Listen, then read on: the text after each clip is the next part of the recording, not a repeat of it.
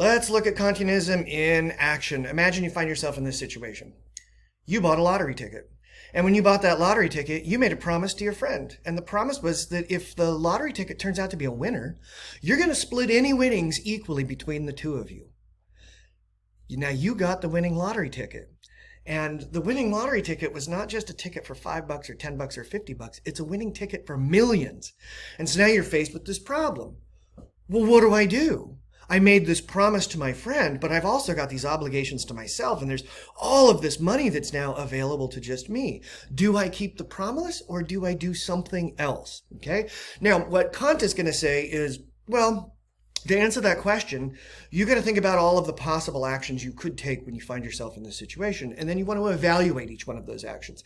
So one action you could take in this scenario is you could kill your friend to avoid splitting the winnings with this person. That is an option available to you.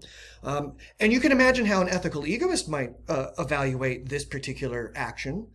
You can imagine how a utilitarian is going to evaluate the morality of this particular action, or an ethical libertarian. And they're all going to have these somewhat different approaches to this action being your response to the situation that you find yourself in.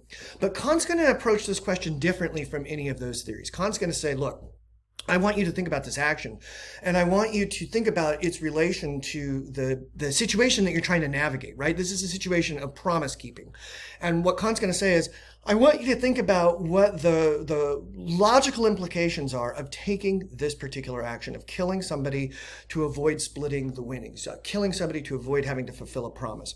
And what Kant's going to say is this, is that when you declare a particular action to be a permissible one for you, or an obligatory or prohibited one for you, you're implying a kind of rule for everybody. In other words, what you're saying is, because I think this is the right thing for me to do in this situation, with logical consistency, I'd have to say it's the right thing for everybody to do in this particular situation. And so Kant would say, universalize this action that you're considering. And think about it this way.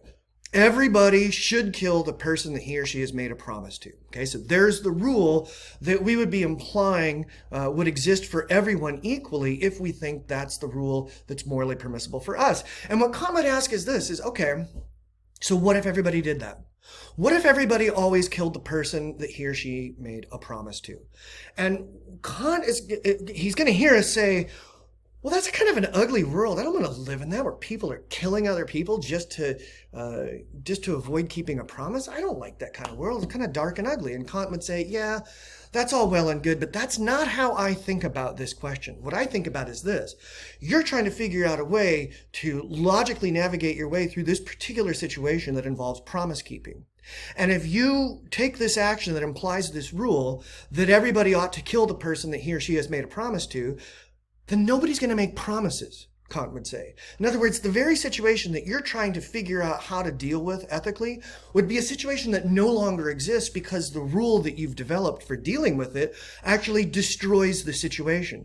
And there's a logical inconsistency to that, Kant says.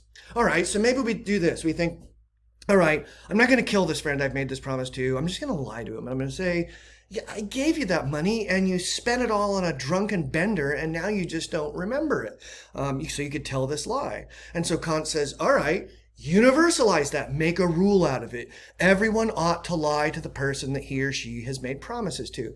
And again, we find ourselves in a similar kind of situation when we ask ourselves, well, we're not considering killing the person we made the promise to. We're considering this. What if everybody always lied to the person that he or she has made a promise to? And Kant's going to say, well, you're kind of back in the same situation that you were in before, where you're trying to figure out the action that allows you to contend with a particular situation that you find yourself in. And you're trying to find the action that doesn't create any sort of logical inconsistency or logical contradiction. But if everybody always lied to the people they've made promises to, nobody would ever make promises. And again, the very situation that you're trying to figure out an ethical rule to navigate is destroyed. And there's no need for the rule anymore because nobody's making promises. Or perhaps even more sort of problematic logically is illustrated by this cartoon here, where you have this one person saying, pardon me, sir, what's the law of the land? And this person responds, always lie. I mean, never lie. And then you have this, some sort of officer over here saying, all right, buddy, you're under arrest for breaking the law. I mean, you're not under arrest for breaking the law. And what this cartoon is illustrating is, if everybody always lied, then nobody would know what to believe. And if nobody knew what to believe, why would anybody communicate? And if nobody was communicating, they would never be making promises. And so again, you can see this kind of what we would call a self-defeating quality to the potential action that we're considering. It destroys the very situation that it's supposed to help us navigate. Now, Kant would also say, you could split the winnings and then steal them back. That is an option available to us. Universalize it, everybody ought to steal what they want. Well, what if everybody always stole what they want? Okay, and again, we find ourselves in this kind of weird logical spiral. Well, if everybody's always stealing the things that they want, and something is wanted by everyone who doesn't have the thing, then everything is being stolen at any given time, and nobody owns anything to be stolen. Okay, so you can sort of see the logical hiccups here, that in order to navigate this situation, somebody has to be the owner of something. But if everybody always steals what they want, then the thing that we claim to own is actually being stolen by another person, and we're stealing from others, and there's just this constant cycle of stealing going on. So what if we do this? Kant says, the rule is this: everyone ought to keep his or her promises. Does the world make logical sense if I keep my promise, thereby implying that everybody always ought to keep their promises?